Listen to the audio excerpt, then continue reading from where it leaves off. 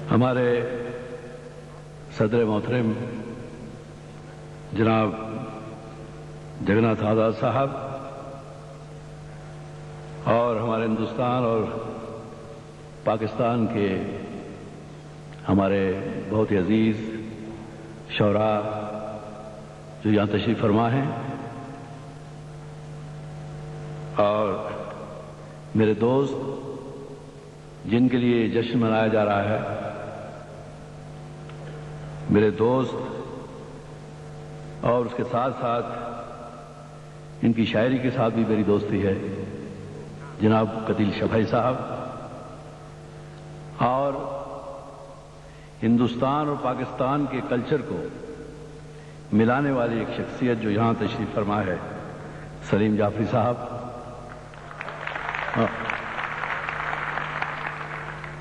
اور ہمارے دبئی کے دوست بھائی بہنیں اور ہمارے پاکستان ہندوستان کے دوست بھائی بہنیں، میں اتنی لمبی چوڑی تقریر لکھ کے لایا تھا، مگر ان شعراء کے سننے کے بعد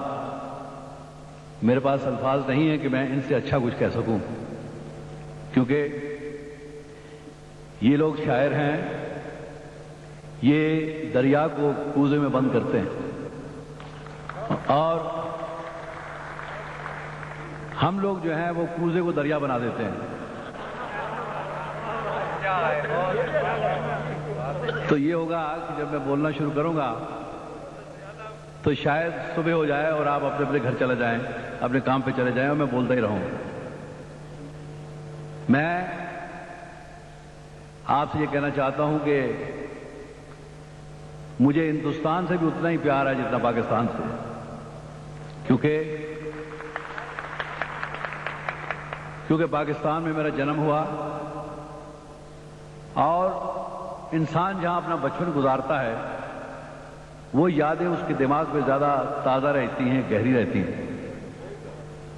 اور یہی وجہ ہے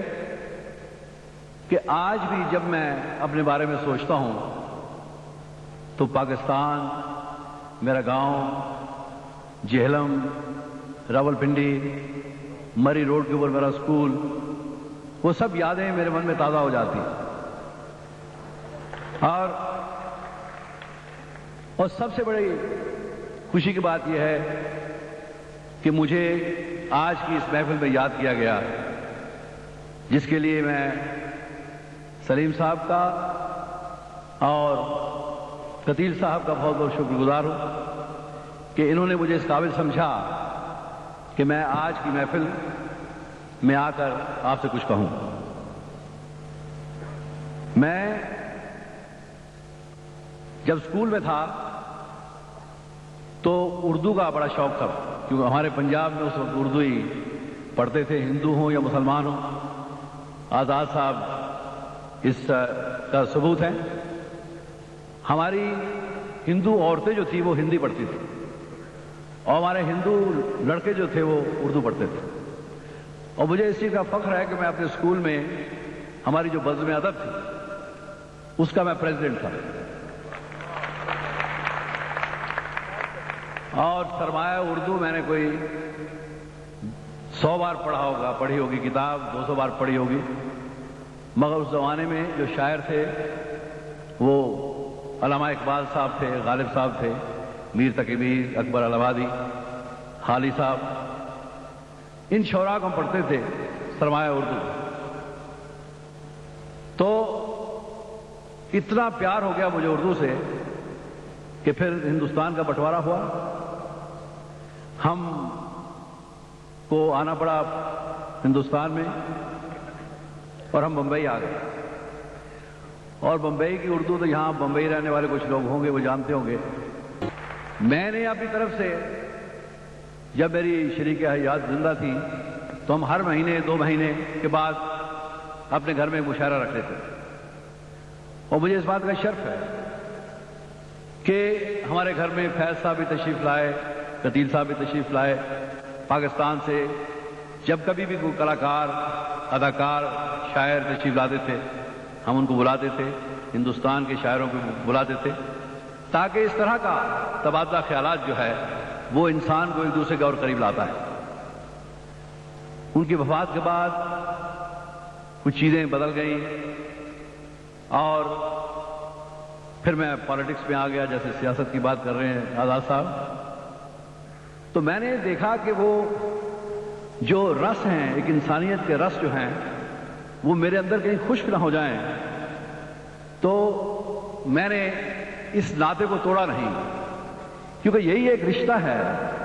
کلاکاروں کا جو کہ انسان کی تہذیب کو، انسان کی خوبصورت ویلیوز جن کو ہم بولتے ہیں، ان کو قائم رکھتا ہے۔ جیسے کہ خمار صاحب نے، ہمارے دوسرے شعراء نے جذبات کی بات کی۔ جذبات کو میں ابھی دیکھ رہا تھا، ہماری فلموں میں آج کل اسٹرپٹیز ہوتی ہیں لڑکیاں، آپ جانتے ہیں کہ جب ناچتی ہیں تو نہ جانے کیا کیا ہوتا ہے، مگر اگر صحیح معنوں میں جذبات کی کوئی اسٹرپٹیز کرتا ہے کہ جذبات کو کھلے عام ایسا جیسے دل کو آپ نے چیر کے نکال کے سامنے رکھ دیا،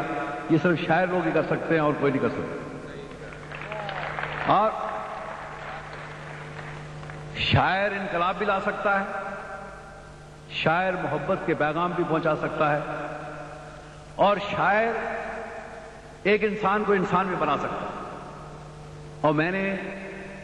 زندگی میں جو سیکھا ہے، کیونکہ میں 5 سال کا تھا جب میرے والد وفات پا گئے، مگر کچھ شاعروں کے کلام نے مجھے، اور کچھ لیڈرز نے جیسے کہ پنڈت جواہر لال نہرو اور دوسرے لیڈر ہمارے تھے، ان سے مجھے ایک عجیب طرح کا ایک جوش ملا،